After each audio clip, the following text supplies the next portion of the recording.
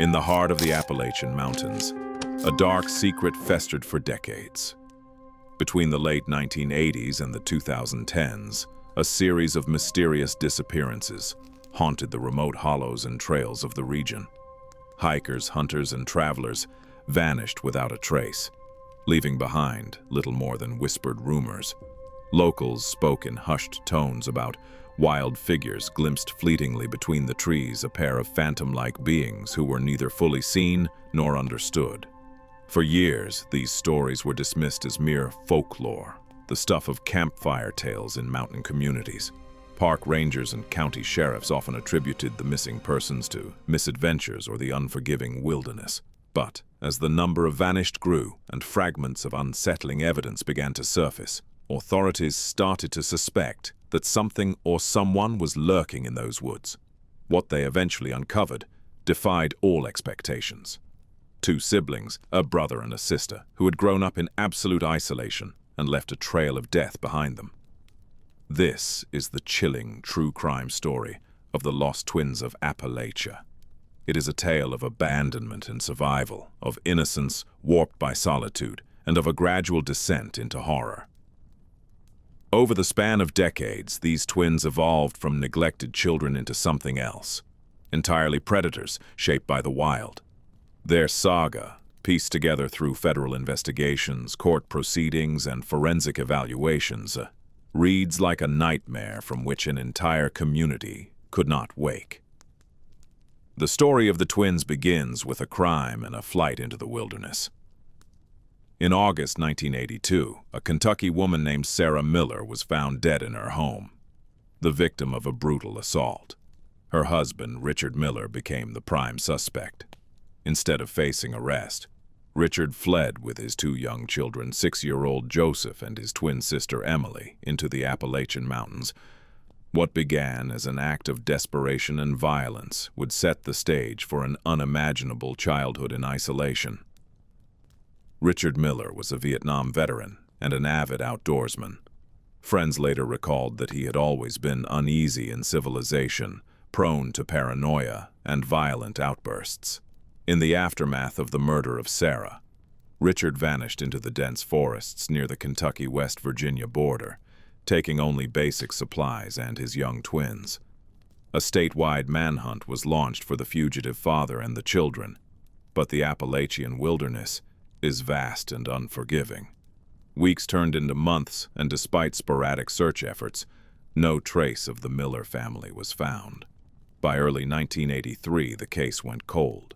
To the outside world, Joseph and Emily Miller had simply vanished, presumed dead along with their fugitive father.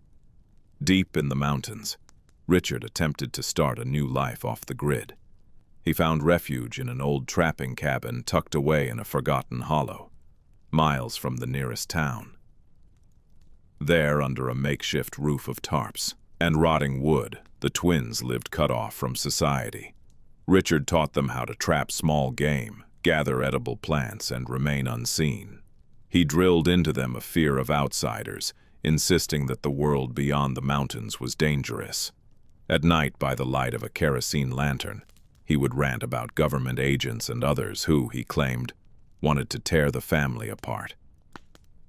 The children, confused and grieving for their mother, clung to the words of their father. They had no way to know that the real danger in their lives had come from him. For 4 years, the Miller family survived in isolation. Winters were harsh. Food was often scarce. The twins grew feral in appearance, barefoot, hair matted, clothes reduced to tatters. They spoke only the few words their father taught them, developing private gestures and sounds to communicate when silence was necessary. During this time, they never encountered another human soul beyond their small family unit, but their fragile world would soon shatter once more. In the winter of 1986, Richard Miller succumbed to a severe infection after injuring himself with an axe. Without medicine or help, the wound festered. After days of feverish delirium, the father died on a frigid night, leaving Joseph and Emily truly alone. In the days that followed, the 10-year-old twins huddled in that remote cabin beside the lifeless body of their only remaining parent. Ultimately, they dragged the body of Richard outside and buried him in a shallow grave beneath stones and hard earth. There was no funeral, no marker, only two children shivering in the cold, understanding that their world had irreversibly changed.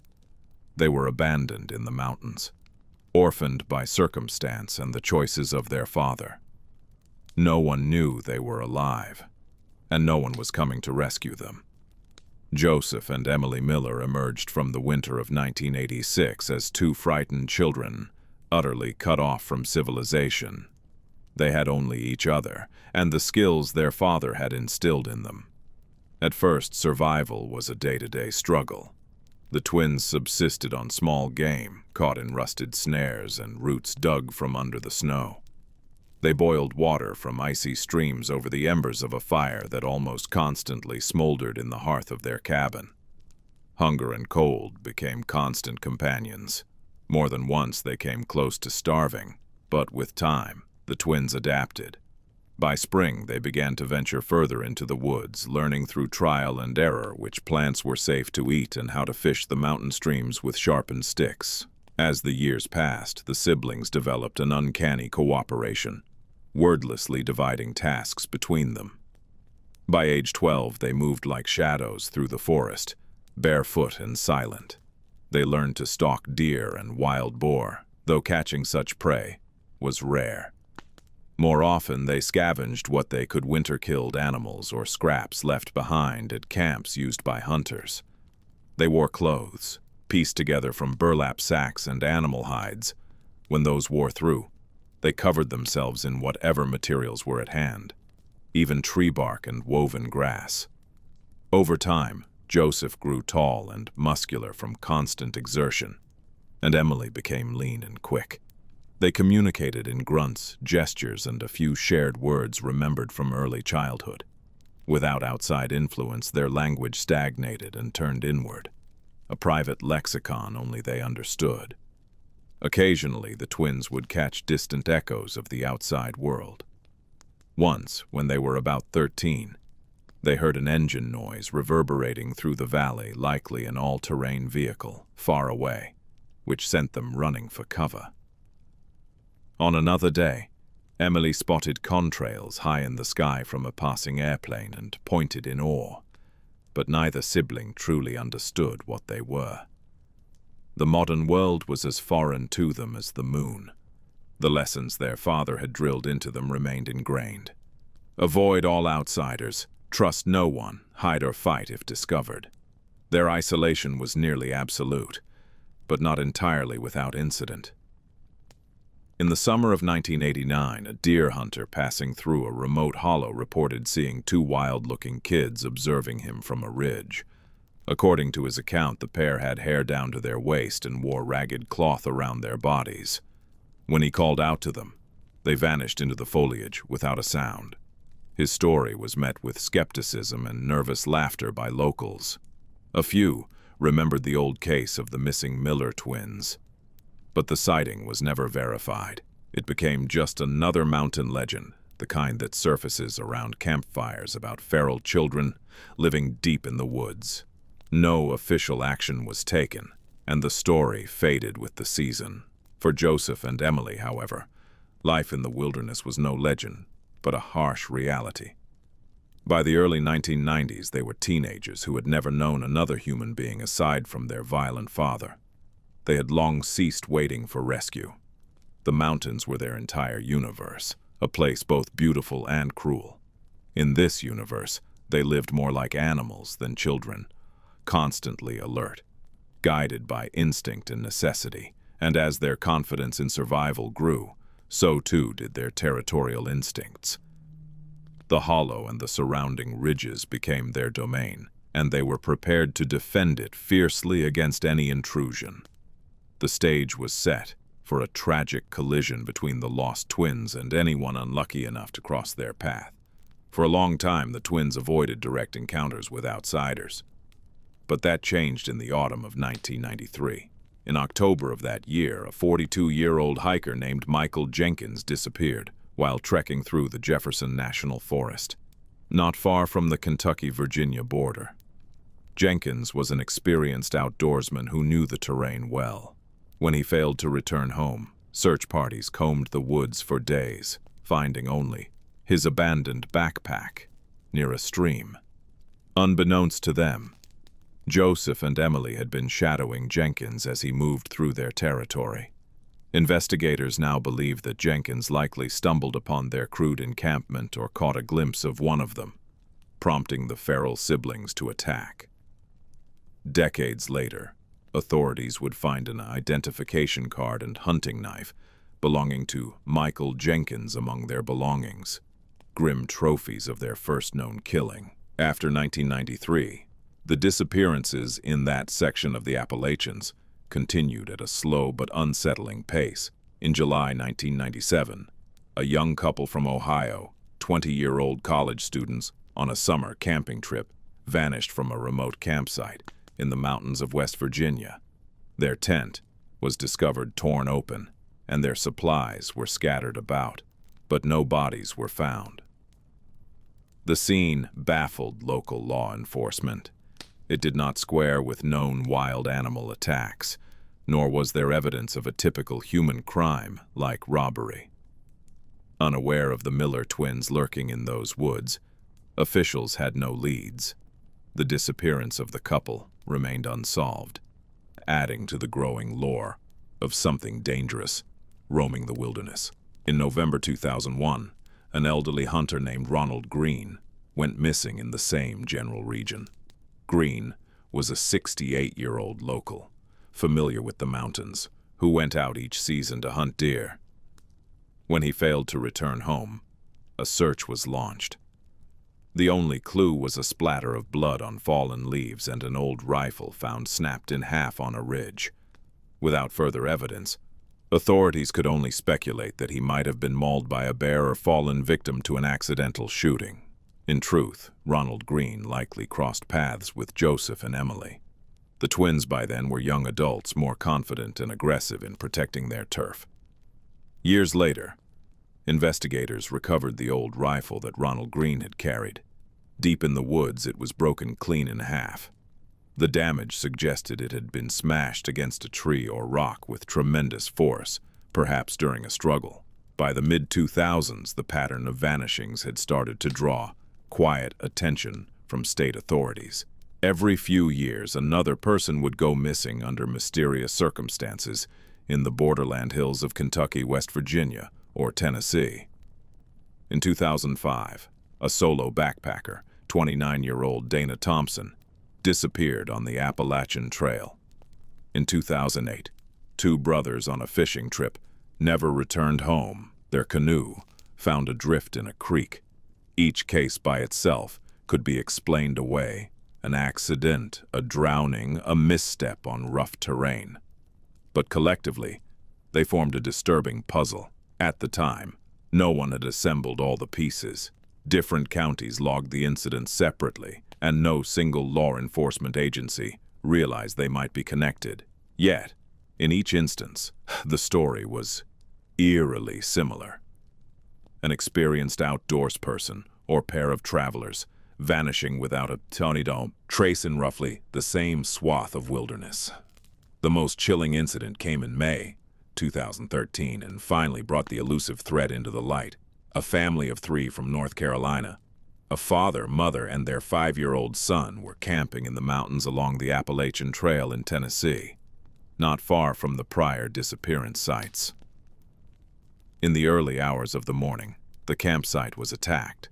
Other hikers down the trail heard distant screams echoing through the trees and rushed to investigate, but by the time help arrived, it was too late. The site was found in chaos. The parents were gone and blood spattered the campsite.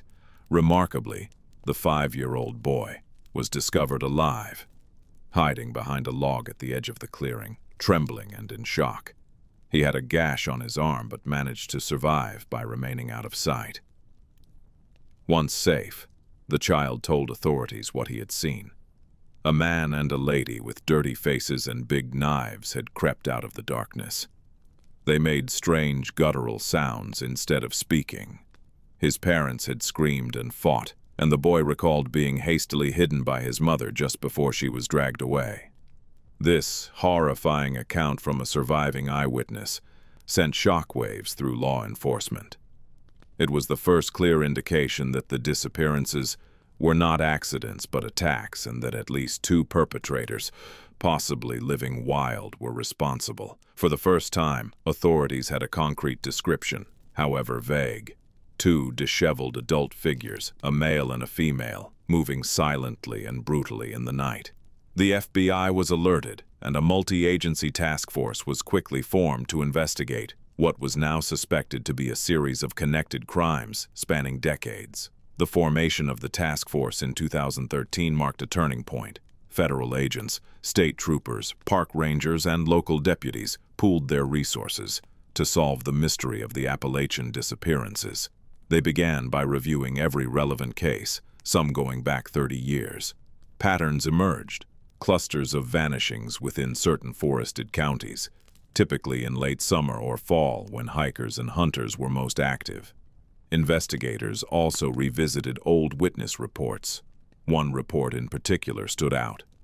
In 1989, a hunter in those mountains had described seeing wild-looking kids watching him from the trees. That eerie account was now reevaluated in a new light. An FBI analyst poring over cold cases uncovered the forgotten file of Joseph and Emily Miller, the twin children who had vanished with their father in 1982.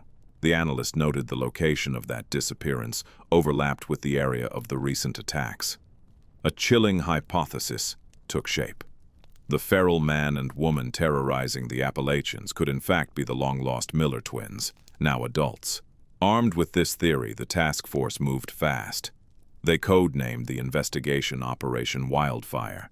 Using maps of the region, they marked the sites of each disappearance and the 2013 attack, triangulating a possible territory where the suspects might be hiding. It was a vast expanse of rugged wilderness, dotted with limestone caves, abandoned mine shafts, and old pioneer cabins long since forgotten. Specially trained tracking dogs were brought in, and helicopters fitted with thermal imaging cameras scoured the tree canopies from above. Teams of officers hiked into remote hollows, enduring steep trails and dense thickets, searching for any trace of the elusive pair. The manhunt was unlike any in recent memory, searching not for an ordinary fugitive, but for someone who had never integrated into modern society at all. Early on, search teams found disquieting signs. In one valley, they discovered a crude pit, lined with sharpened stakes, hidden under leaf litter, a man-trap set to impale anyone who stepped into it. Elsewhere, high in an oak tree, they found a rough platform that served as a lookout perch, offering a view over a popular game trail. Scattered around were the gnawed bones of small animals and a tattered wool blanket. These clues confirmed that at least two individuals had been living primitively in the area, and that they were both resourceful and dangerous. About 2 weeks into the search, a breakthrough came. Deep in a rugged stretch of forest along the Kentucky-Tennessee border, officers stumbled upon what appeared to be an old encampment.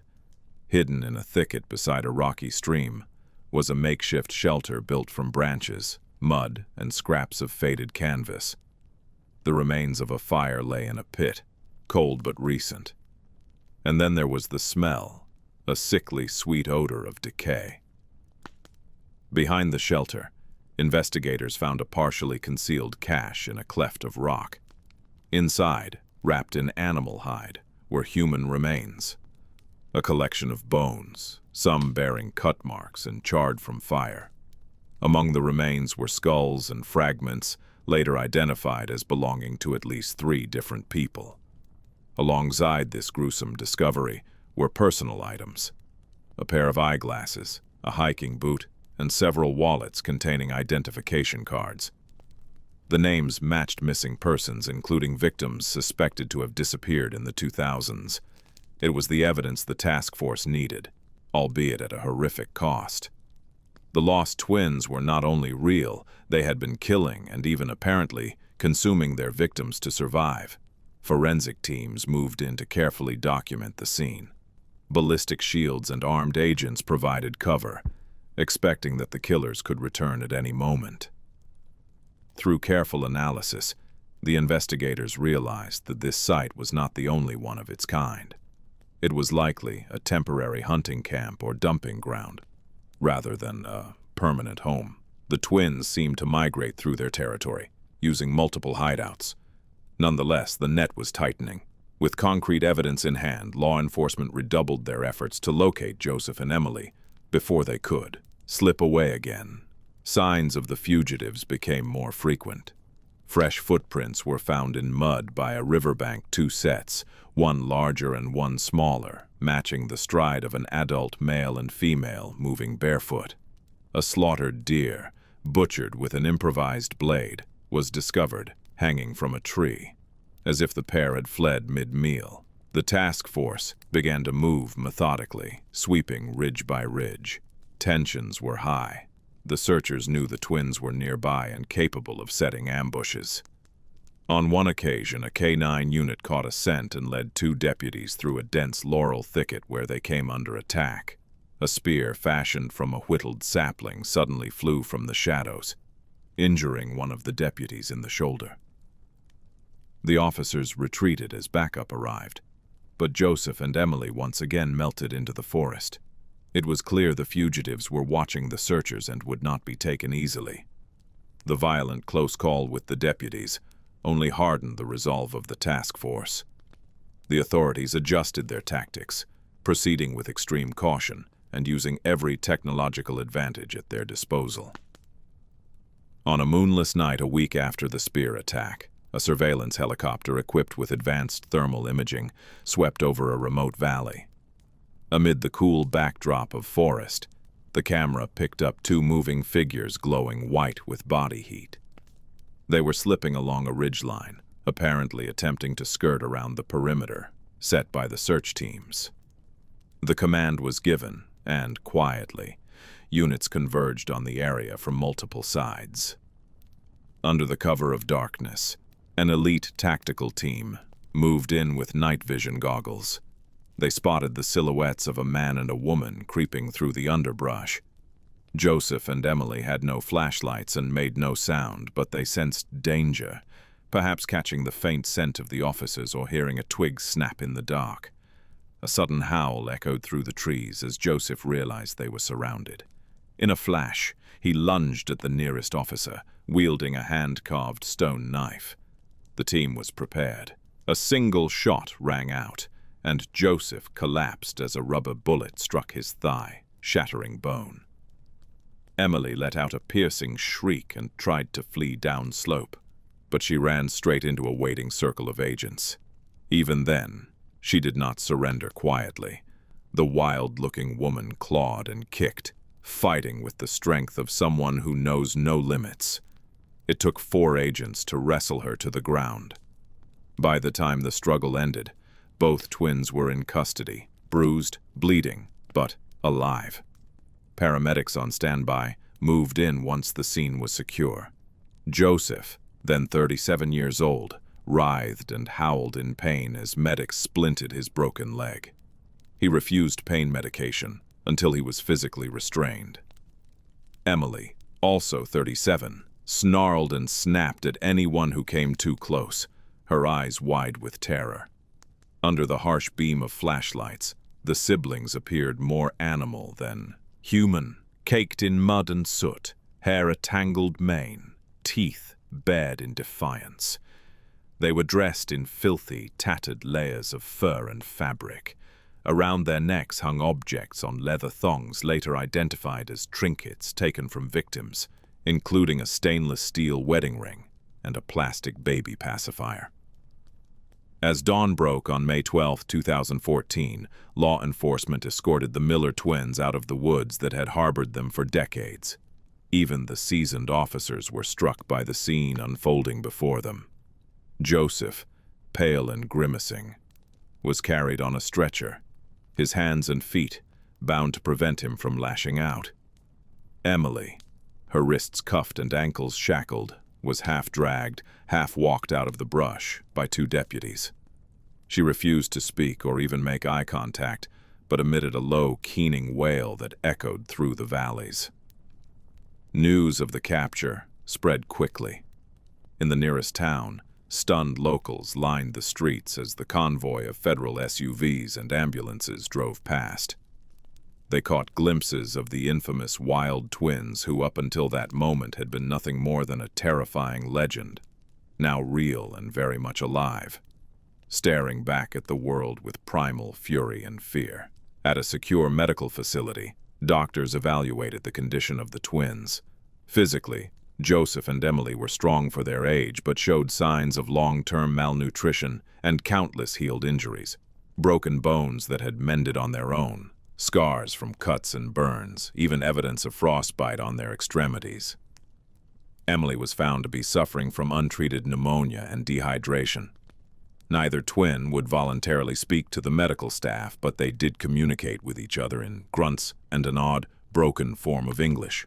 Linguists later determined that their speech was a private, idiosyncratic dialect, rooted in the language they had known as small children, but warped by years of isolation. Within days, DNA tests confirmed what investigators had suspected. The captives were indeed Joseph and Emily Miller, the long-lost siblings who had disappeared in 1982. The odds of such a discovery were almost impossible to fathom. 32 years after vanishing into the wild, the Miller twins had been found not as victims of some tragedy, but as the perpetrators of a string of horrors. With their capture, the full story of their brutal survival and crimes could finally emerge into the light. The next challenge would be delivering justice, a task that would prove as complex and haunting as the investigation itself. The legal proceedings that followed were as unprecedented as the case itself. Once Joseph and Emily recovered from their injuries, they were transferred to a maximum security detention center to await trial. From the outset, their lawyers faced a daunting task: how to defend two clients who had spent their lives outside of civilization and now stood accused of at least a dozen murders across multiple states. The Miller twins were charged with a litany of offenses, including murder, aggravated kidnapping, assault, and desecration of human remains. Jurisdictional questions abounded. Crimes had been committed in Kentucky, West Virginia, Virginia, and Tennessee, but federal authorities coordinated with state prosecutors to centralize the case in a federal court for simplicity and security. The media storm was intense. News outlets dubbed Joseph and Emily the Wild Twins of Appalachia and speculated endlessly about their lives and crimes. When the twins made their first court appearance at a preliminary hearing, the courtroom was packed with journalists and spectators.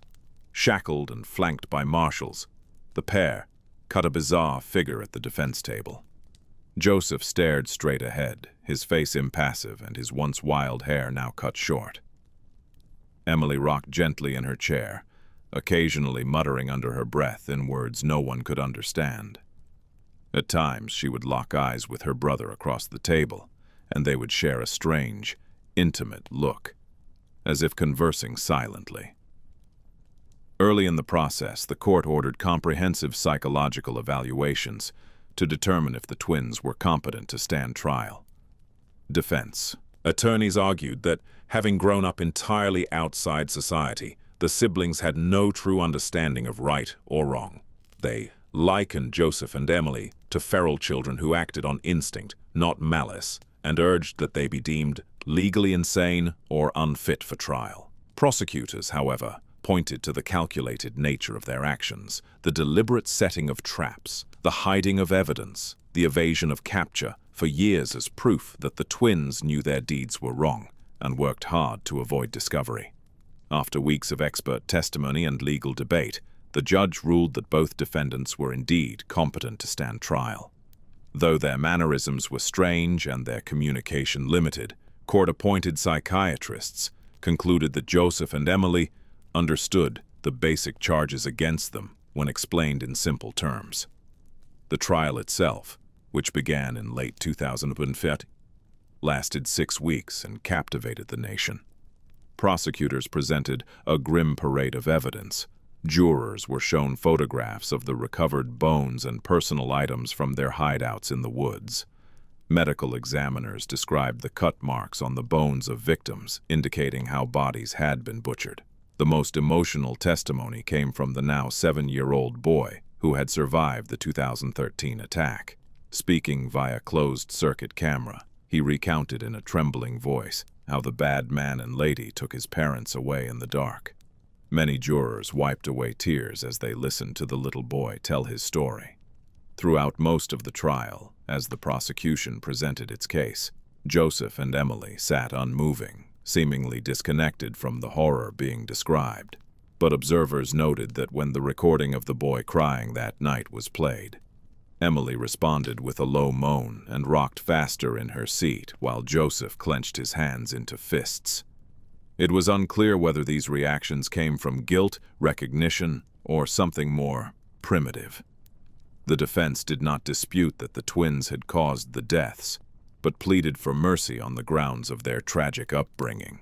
Psychologists testified about social isolation syndrome and how the siblings never developed a normal moral compass beyond basic survival. In their isolated world, the experts explained, killing was likely viewed as a necessity or even an inevitability, rather than a choice. In the end, the jury was not swayed by the insanity defense. After 2 days of deliberation, they returned a verdict of guilty on all counts. Joseph and Emily Miller were convicted of multiple counts of first-degree murder and related offenses. Given the brutality and scope of their crimes, the prosecution pushed for the maximum penalty. At the sentencing hearing, family members of victims stood in court to confront the twins, describing through tears the anguish and loss that had haunted them for years. Joseph and Emily showed little visible reaction. Joseph kept his eyes on the floor, while Emily hummed softly to herself. The judge, citing the extraordinary nature of the case, sentenced both siblings to life in prison without the possibility of parole. In his remarks, he acknowledged that society had failed Joseph and Emily Miller in their youth, but he emphasized that this fact could not excuse the atrocities they committed. With that, the long, harrowing saga of the lost twins of Appalachia moved from the wilderness into the realm of justice. In the months following the trial, experts continued to study the Miller twins, hoping to understand how their horrifying behavior had taken root. Forensic psychologists who worked with Joseph and Emily described them as a unique and tragic case. Cognitively, both siblings were a patchwork of capability and deficiency. On one hand, they demonstrated remarkable practical intelligence, the kind that had kept them alive in the wilderness. Joseph could start a fire with friction in minutes, and Emily could recall minute details of the terrain where they lived.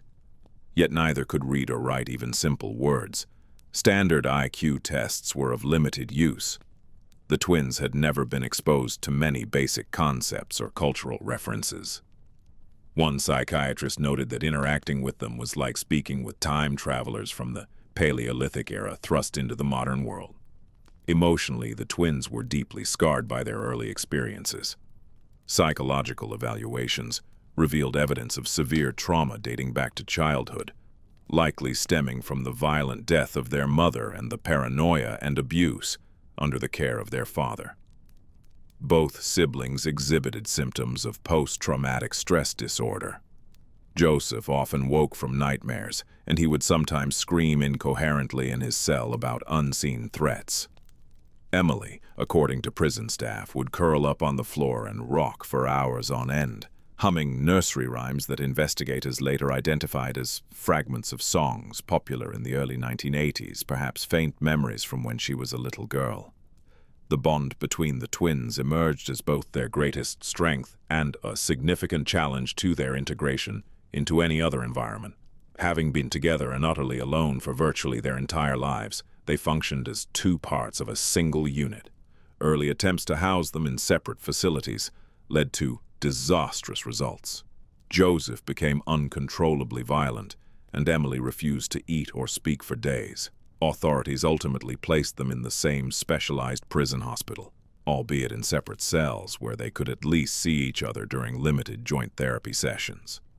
In those sessions, the twins would often ignore the psychiatrist and instead communicate with each other in their private argot of grunts and gestures, seemingly oblivious to the outside world. One of the most striking findings from the evaluations was their stunted social development. In many respects, Joseph and Emily had the emotional and moral understanding of young children. They expressed little remorse in the conventional sense, not because they were inherently sadistic, but because they appeared unable to fully grasp the concept that other human beings had inner lives equal to their own. When asked by a doctor if he knew why he was in prison, Joseph replied simply, "Bad people took us." It was unclear if he meant the authorities, or perhaps a conflation of the fate of his parents. Emily, when shown photographs of their victims, did not cry or look away. She studied them with a detached curiosity, as if unable to connect the faces with the idea of living people who once felt pain. Yet, cracks in their stoic facades did appear. In one evaluation session, a therapist gently pressed Emily about the night of the 2013 campsite attack, mentioning the little boy who had survived.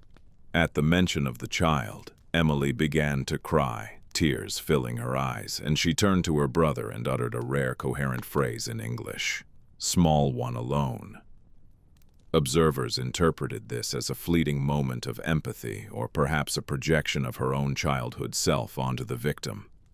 Joseph, hearing this, reached out and gripped his sister by the arm and then refused to engage further. Moments like these gave experts a glimpse of humanity still flickering inside the twins, however faintly. Over time, the consensus among professionals was that Joseph and Emily were not born evil, but had been shaped or misshaped by almost total deprivation of normal human socialization. A forensic psychiatrist testified, "Had these children been raised in a loving home, it is almost certain we would not be here today." Instead, the siblings grew up like feral creatures, adhering only to the law of survival. Their case has since been cited in psychology textbooks under discussions of nature versus nurture, extreme isolation, and the development of morality. The Miller twins, now confined for life, became living subjects for the study of how human beings can devolve when stripped of all contact with a society. It is a story that forces difficult questions. What might any of us become under similar circumstances? And to what extent can empathy and conscience exist without community and culture? With the Miller twins behind bars, the Appalachian communities that had lived in fear for so long were finally able to seek closure. In the months after the trial, authorities painstakingly cataloged and returned the recovered remains of victims to their families for proper burial. Small memorial services were held in several towns, giving relatives a chance to mourn openly after years of uncertainty. The young boy, who survived their final attack, was taken in by an aunt and uncle. Counselors reported that he was traumatized, but resilient, a child who, in time, began to sleep through the night again and even returned to school. His testimony, though brief, had been crucial in stopping the killers, and the community quietly rallied around him to ensure he would never be forgotten or left without support. The revelations about their early life also prompted intense public discussion about child abuse, mental health, and the social safety net. Many asked how two children could go missing for decades without more exhaustive attempts to find them. The horrifying outcome of their story was seen by some as a failure, not just of one family, but of society at large to protect its most vulnerable. In eastern Kentucky, where the twins had been born, a charity was established in their name, not to honor their deeds, but to raise funds for at-risk youth in remote areas, aimed at preventing another tragedy of isolation. Inside prison, Joseph and Emily remained something of an enigma. Decades of living feral cannot be undone, and they have struggled to adapt to the structured, incessantly social world of an institution. They spend most days in a specialized medical unit, separated from the general inmate population for their own safety and the safety of others. Reports indicate that they often sit quietly, sometimes engaging in simple crafts or listening to music recommended by therapists. Yet when confronted with too much stimuli, a loud noise, a new face, the clanging of metal doors, they have been known to lapse into panic or aggression. Over time, Joseph has learned a few polite phrases, and Emily occasionally hums along to familiar tunes, but meaningful rehabilitation remains doubtful. They are, at core, two lost souls who understand the wilderness far better than the world behind bars. In a final coda to the saga, investigators eventually found what they believed to be the grave of Richard Miller, the father of the twins, near the ruins of an old cabin deep in the woods. DNA tests confirmed the identity. After more than 30 years, the dark tale of the Miller family had come full circle. The remains of Richard Miller were brought out of the forest his children had roamed, closing the last chapter on the mystery of their disappearance. The legacy of Joseph and Emily Miller is a cautionary one that continues to reverberate. Their story has been the subject of numerous articles, academic studies, and haunting documentary specials. It challenges people to consider how thin the line can be between humanity and savagery. The lost twins of Appalachia, as they are now infamously known, serve as a grim reminder of the consequences of neglect and isolation. Their lives were a crucible of extreme circumstances that produced a nightmare, one that, while finally ended, will be remembered for generations. In the end, the tale of the feral twins is not just about the monsters that two desperate children became. It is also about the society that lost them and the enduring question of what might have been if someone had found them sooner.